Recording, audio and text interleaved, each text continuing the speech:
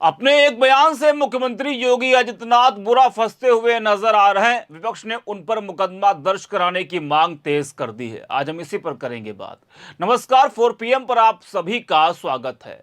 जिस शब्द को सुप्रीम कोर्ट ने बैन किया, जिस शब्द को असंवैधानिक शब्द बताया गया, जिस शब्द को लेकर बाबा साहब अंबेडकर ने विरोध किया, आज उसी शब्द को बोलकर राजनीतिक नेताओं द्वारा राजनीतिक लाभ उठाया जा रहा है। यानी न्यायालय का अपमान, बाबा साहब अंबेडकर का अपमान किया जा रहा है। और यह कर कौन रहा है? देश के सबसे बड़े सूबे का मुख्यमंत्री इस शब्द का इस्तेमाल कर रहा है, जो किसी भी नजरिए से शायद सही नहीं ठहराया जा सकता है। आपको बता दें कि अनुसूचित जाति के लोगों के लिए हरिजन संबोधन पर पहले से ही प्रतिबंध लगा है। इस शब्द के इस्तेमाल को अपमानजनक माना गया है, लेकिन जिस तरह से मुख्यमंत्री ने असंवैधानिक शब्द का इस्तेमाल किया, क्या यह चुनावी स्टंट है या फिर जोश में होश होना है?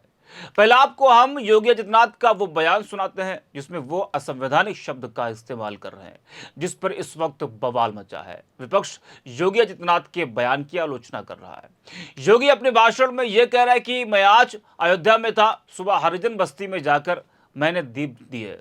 जरा सुनिए मुख्यमंत्री योगी आदित्यनाथ अपने भाषण में क्या कुछ कह रहे हैं।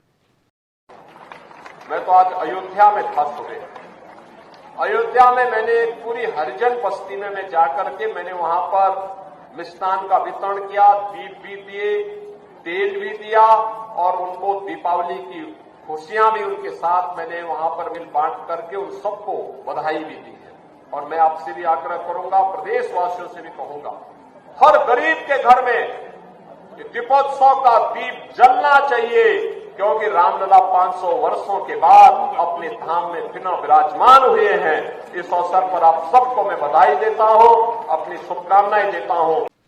तो सुना आपने, योगी आदित्यनाथ के इस बयान को लेकर घमासान मचा हुआ है। उपचुनाव के बीच मुख्यमंत्री योगी का यह भाषण बीजेपी को शायद बड़ा नुकसान पहुंचा सकता है।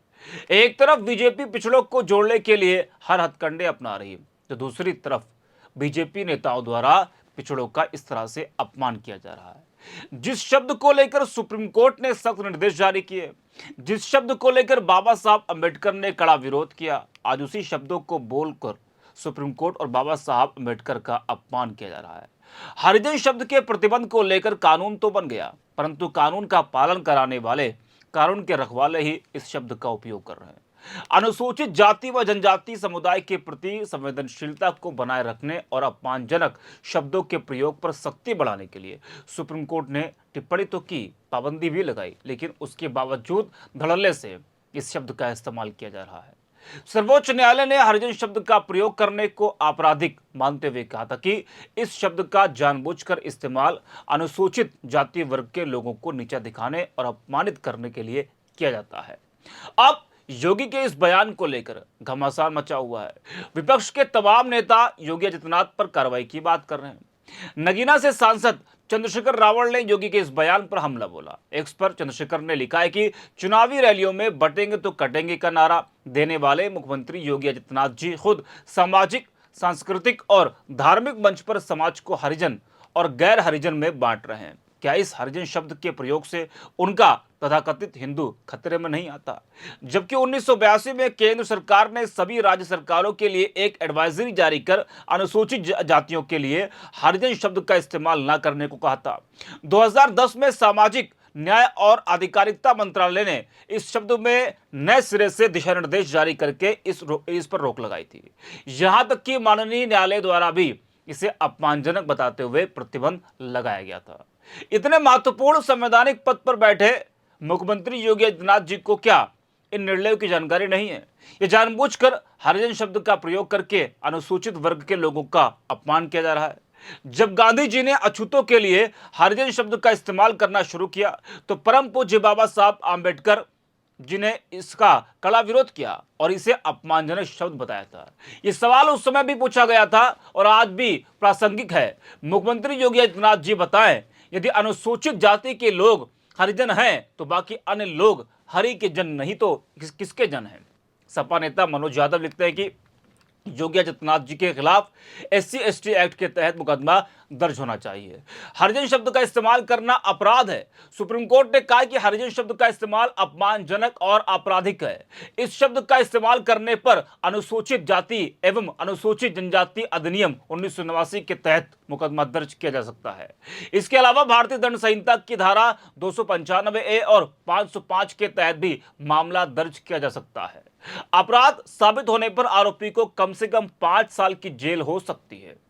वही प्रियांशु नाम की यूजर लिखते हैं कि मैं देश के तमाम बहुजन संगठनों से निवेदन करता हूं कि योगी आदित्यनाथ के खिलाफ मुकदमा दर्ज कराएं एवं सुप्रीम कोर्ट में इसके खिलाफ कार्रवाई की मांग करें। आखिर हिम्मत कैसे हो गई हमें हरिजन बोलने की? यह पूरी तरह गैर कानूनी शब्द है। सुप्रीम कोर्ट खुद इस बात को बोल चुका है। अनुसूचित जाति और अनुसूचित जनजाति अत्याचार निवारण अधिनियम 1989 के तहत योगी आदित्यनाथ को कम से कम 6 महीने की जेल हो सकती है। कुछ समय पहले सामाजिक न्याय एवं आधिकारिकता मंत्रालय ने सभी राज्यों और केंद्र शासित प्रदेशों को पत्र लिखकर कहा था कि अनुसूचित जाति के लोगों को संबोधित करते समय हरिजन शब्द का इस्तेमाल ना करें। देश के सबसे विषम व आबादी वाले राज्य के मुख्यमंत्री के मुंह से ऐसी गैर कानूनी बातें शोभा नहीं देती हैं। तो योगी आदित्यनाथ के इस बयान को लेकर इस वक्त घमासान मचा हुआ है। वो बुरी तरह से फंसते हुए नजर आ रहे हैं। साथ ही पूरी बीजेपी इस वक्त बुरी फंसती हुई नजर आ रही है। उपचुनाव अवसर पर है और इस बयान से बीजेपी को एक बड़ा नुकसान हो सकता है। बता दें कि हरिजन शब्द को लेकर मायावती ने भी कई बार नाराजगी जताई। हरियाणा में एक रैली के दौरान उन्होंने कहा था कि जातिवाद को बढ़ावा देने वाले लोग संविधान के खिलाफ काम कर रहे हैं। मायावती ने SC/ST समुदाय को हरिजन शब्द के इस्तेमाल पर भी अपनी आपत्ति जताई थी। मायावती ने कहा था कि उन्होंने 1997 के एक सम्मेलन के दौरान उन्होंने हरिजन शब्द का इस्तेमाल करने के लिए जनता पार्टी के नेताओं की सार्वजनिक रूप से आलोचना की थी। बता दें कि बसपा प्रमुख ने कहा था कि एक कार्यक्रम में जनता पार्टी के नेताओं ने हमें बार बार हरिजन कहा था।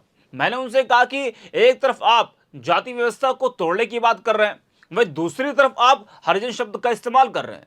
अगर हमें इसे सकारात्मक रूप से ले तो हरि का मतलब भगवान है, तो क्या इसका मतलब यह है कि हम भगवान के संतान हैं और बाकी सभी शैतान की संतान हैं? इसके बाद जनता पार्टी के नेताओं ने माफी मांगी और इस बात पर सहमति जताई कि संविधान के अनुसार SC/ST और OBC शब्दों का इस्तेमाल करना अधिक उचित होगा। उन्हें यह स्वीकार करना पड़ा कि बहन जी जो कह रही थी वह सही था। तो इस शब्द को लेकर कई बार हंगामा हो चुका है। इस बार भी जब 2 राज्यों में विधानसभा चुनाव होना है और उत्तर प्रदेश समेत कुछ राज्यों में उपचुनाव होना है, तो फिर से इस पर विवाद शुरू हो गया है। बता दें कि अनुसूचित जाति वर्ग के लोगों के लिए हरिजन शब्द को लिखने बोलने पर न्यायालय ने प्रतिबंध किया है। उसके बावजूद भी सत्ता पक्ष के नेताओं द्वारा असंवैधानिक शब्दों का इस्तेमाल किया जा रहा है। अब जाहिर सी बात है कि यह बहुत बड़ा मुद्दा इस वक्त बनता जा रहा है और विपक्ष ने इसको सबसे बड़ा मुद्दा बना दिया है, क्योंकि उपचुनाव का समय है। उत्तर प्रदेश में 9 विधानसभा सीटों पर उपचुनाव होना है। यह उपचुनाव सरकार ना बनाएगा ना किसी का कुछ बिगड़ेगा, लेकिन इसका असर 27 के चुनाव पर जरूर पड़ेगा।